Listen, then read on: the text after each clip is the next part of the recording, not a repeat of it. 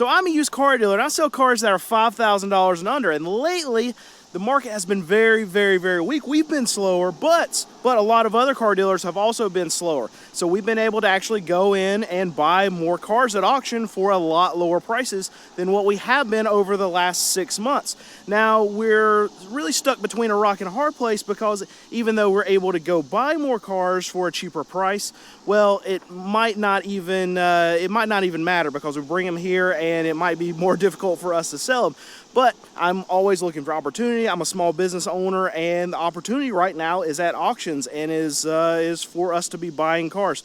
So through this whole video, what I'm going to do is I'm going to go through some of the cars that we've recently bought. I'll show you some cars that we have in recon, and show you what we're actually paying for a lot of these cars, the money that we're putting into them, and I'm going to do the big no-no as a used car dealer, and I'm going to actually tell you what I'm going to be selling these cars for. So if you can do some math, you can see what I'm actually making on these cars. And you usually don't get a shot of this angle of my shop, because my sign is literally right there, and we're not trying to give out our location. I know a lot of you have been asking me, a lot of you send me a lot of emails. I appreciate you wanting to come and buy a car from me, but that's not why I'm doing this. Trust me, I want to tell you where my car dealership is, and I want to sell you all my cars, and I want all the business. But here's the thing. I want my credibility here on YouTube more than I want to make money. So that's the reason why we don't give out our dealership to anyone in the comments, anyone that's sending me an email, is because I think that if I'm giving you information on what to do, what to look for to buy a car, how the car market is moving, if I'm standing out here saying, yeah, buy this Acura RSX for $4,500 too, while I'm telling you prices are going down and you shouldn't buy, well, what are you going to do with that information? You might as well just ball it up and throw it away. So I'm not trying to peddle my wares here on YouTube. Car going by, yeah, I'm right here close to the highway next to it. But this is a RSX. We usually don't get stuff like this. It's got 150,000 miles. And we're selling it for $4,500. We've got right at $2,900 in it. I can't remember the year. 2000. It's a 2006. I know there's a lot of kids that want these cars. They soup them up. It's cool. It's got bad paint on it, but still, we'll be able to sell it, because people they look for these cars like crazy, and it's rare for us to be able to buy them. But every once in a while, stuff like this will slip through the cracks, and we're able to buy it. So this is one of the cars that we have right now. And this is an everyday thing that we're having to deal with, especially when it's as hot as it is. You can see how much sweat I have on my face. Jose, what's up? Hey, how you doing? But we are charging AC every day, all day. We have to hot wire compressors to get them to turn on, so they can take the Freon to actually charge the system. But we deal with this almost every day during the summer, because during the summer AC's it's got to work, right? You can't have a car that is not cold whenever it's 95 degrees outside like it is today. I'm so tired of summer, so tired of summer. All right, so I definitely want to talk about this one. So this is actually in our line of cars that is for sale, but the reason why this one doesn't have numbers on it yet is just because they literally just put it out. So I want to show more of the cars that we've recently bought versus the ones that we've kept for 2, 3, 4 weeks maybe, because those prices we've already started to cut. I'll talk about that in just a little bit. Anyway, but I want to show you this Avalon, because this is a treat for us. This is a 2005 Avalon. We paid $2,300 for this thing. I would imagine they're going to price it for probably $4,000 would be my guess, is what they initially priced it for. What we do with our pricing is we like to try, in the first 2 weeks of us having a car, try to hit a home run with it. So if we have $2,300 for it, if we price it for $4,000, it's super nice. Then hopefully we can make $1,700, hit a home run for us, because on average we would typically make between $1,000 and $1,200 on a car. But if it doesn't sell for 2 weeks, then they'll lower it down to $3,500. So my guess would be we would sell it typically after about that 2 week span, especially with the market being slower now. We might have to mark things down lower than hitting home runs off the initial first 2 weeks. But this one right here, I'm very happy about us having, because this is something we haven't been able to touch in the last 6, 12, even up to like the last 2 years. A 2005 Toyota Avalon as clean as this one, it's just priced out of our range. In a lot of cases, the cars that we're selling for these Avalons, we would have to pay what we could sell it for on our lot at the wholesale level. And now, since prices are coming down, we can buy something like this, $2,300, where it used to be $35,000, it used to be $4,000 on a wholesale level. A lot of dealers are pulling out of the market, so we're able to score something like this and hopefully hit a home run on it. And even though we have been buying more cars lately, it's still a lot less than what we've been used to buying, I'd say about 6 months ago, just because I'm not trying to load up my lot when we're actually slower. So you look up here, we got these cars that are up there for sale. Usually throughout the year, I want to have like 2 rows, and I only have 1. So we're not trying to load up into all this market weakness, but I'm still, in the back of my mind, I'm like, okay, prices are coming down, so I still want to be a buyer of cars. But one I wanted to point out is this Colorado. I mean, these are the only cars that we have in recon right now.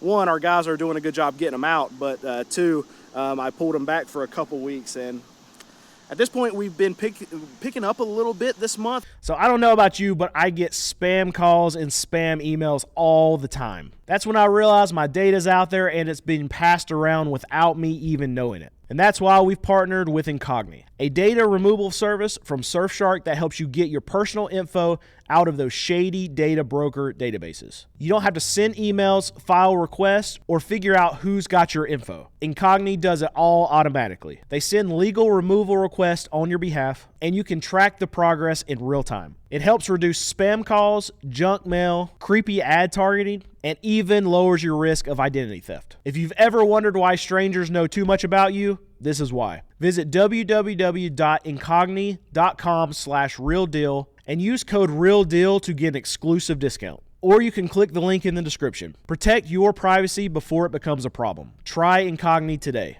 Last month we only broke even as far as our profits, and this month it looks like we're going to make a little bit, so we're getting a little busier. And I like to show you guys exactly what we're doing throughout the course of a month, a week in, week out, so you can pay attention to at least what I'm doing on my car lot. I don't know how it helps you with your car buying stuff, but I know a lot of you like to know how busy we are. So just to give you that quick little update. Last month, not so good, broke even. This month, we're trending to actually make some money. We're selling a little bit more cars, and that means that I can let my mechanic, Alex, go a little bit and buy a little bit more. So this is why you're seeing a few cars in recon, a few more cars that we have for sale right now, and I'm going to let him continue to buy some, so hopefully this recon lot will get filled up again. But this is a 2005 Chevy Colorado. The reason why I want to point this out is because we never are able to buy trucks. Now this one, we're going to have to do a little bit to it. These tail lights are rough, so we're going to have to replace those. But we only paid, forgot the number, I think it's $3,300 is what we got in this Colorado. And for us to be able to buy and sell a truck for under $5,000, it's been very rare. We'll have an F-150 every once in a while. Every once in a while, we'll have a small truck like this. Every once in a while, we can buy a Tundra to have on the lot, but it's very, very rare. But stuff like this, as soon as we put it out, it's going to be gone. Like I said, we have $3,300 in this Colorado, and it'll be a $5,000 truck on our lot whenever we get it ready and get it out there, and it'll sell just like that. All right, I'm gonna show you something that's very, very important to us and something that we track a lot. See, I've got this inventory sheet right here to show me prices and stuff, but I'm gonna show you this column. So days since posted, days since bought. Very, very important, something that we love to track, and something that I want to stay on top of because I don't want to have stale inventory. Right now, it's an epidemic in the car market of days of inventory going up and up and up. You hear it from all these manufacturers. We see it from a lot of other dealers that they have stale inventory that they've held on to for 2, 3, 4 months. I'm not going to be one of those car dealers. Even though I'm not on a floor plan, I want to still move my inventory, because what I know is as cars are coming into my dealership, this is a $3,500 car out here, they're coming in here cheaper than what they have been coming in. So what that means is every car that I have coming in every single day is competing with every other car that's sitting out here on this dealership. So if I have old inventory that I bought for way more expensive 2 months ago, and then I have the same car basically coming in today, and I paid $1,000 less for that car today than I did a month ago or 2 months ago, then I'm going to have to sell that car from that stale in 2 months ago for a more expensive price than the new car that I have coming in today. And I don't want that to be a factor of someone actually coming in here and buying. So I have to move with the market. As the market goes down, I have to lower prices. So what we do is that every 2 weeks that a car sits out here on my lot, I lower the price by $500. Sits for another 2 weeks, we lower it by $500. Lower it, if it sits another 2 weeks, we lower it $500. So if you can do the math there, I make on average $1,000, $1,200 a car. A lot of times when we're pricing them in that first initial thing, we're trying to make about $1,500. Well, if we go through 6 weeks of not selling that car, guess what? We're about breaking even, and there's quite a few cars out here that that have that example on them because we've been slow. So we've kept cars a little bit longer than we traditionally do, but I'm okay with that. If we break even on a car, it's still a win right now in this environment. I'm not gonna make any money, but I get stale inventory out. I get competitors out of my inventory that are gonna compete with cars that I can make money on that I'm buying right now. This is how we want to move. We want to turn and burn, turn and burn, turn and burn. And the easiest way for us to do that, stay on top of the market. If a car's not being bought in 2 weeks, lower the price. If a car's not being bought in 2 weeks, lower the price. We gotta get cars out of here because we gotta get new cars in. And I often get asked, well, how can you even have $2,500 cars out on your lot and still make money? Well, this is a good example. This is, I mean, it's not pretty. It's a Dodge Caravan. It's not highly desirable or anything. We're selling for $2,500, but I've got right at $1,500 in it. So if I'm able to buy stuff right, if we're able to check it out well enough at the auction to know that we're not gonna have to put a lot of money into it to make it safe, to make it to where it'll pass inspection in my state, to be able to sell it to a consumer, well, that's how I'm able to have very cheap cars. And a lot of car dealers like me, they don't actually exist to be able to do stuff like this because they don't even want to get out of bed in the morning unless they're making $2,000, $2,500 on a car. You got to keep in mind too, they have extra expenses that I don't have. A lot of car dealers, they don't pay cash for their vehicles. I pay cash for all my cars. A lot of car dealers are borrowing money to actually fund their inventory, so they have interest payments plus fees to actually even be using the bank's money to be able to purchase their inventory. I don't have that on top of me. Now I have a lot of overhead because I have employees, because I rent the space that we're in, and we have licenses, fees, everything like that. It costs me about $41,000 to $45,000 a month to actually run. So that means, if you can do some easy math, I got to sell 41 to 45 cars a month to be able to even break even. That's a lot of cars we have to move just so the bills get paid. And that's not counting myself or my wife actually getting paid.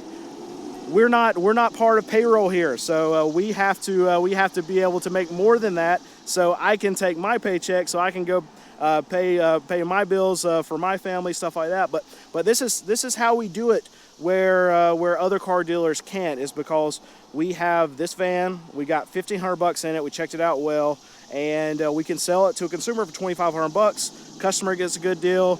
We make $1,000 on a $1,500 investment.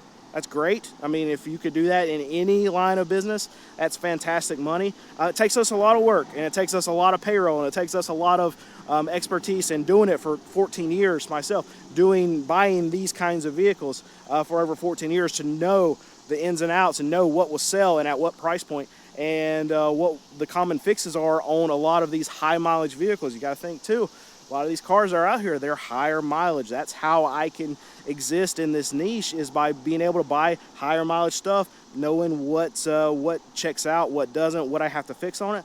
And we're also in an area that doesn't have any rust. So all these frames out here, we look for it, they all look brand new because they've never been in an area that's had salt, that's had ice on the roads. They've not been near the coast, they've not been in the mountains, not been in the Northeast. These are things that we have to check, and this is why my niche can exist in the location that I'm at, because we just don't have that kind of rust that we have to deal with.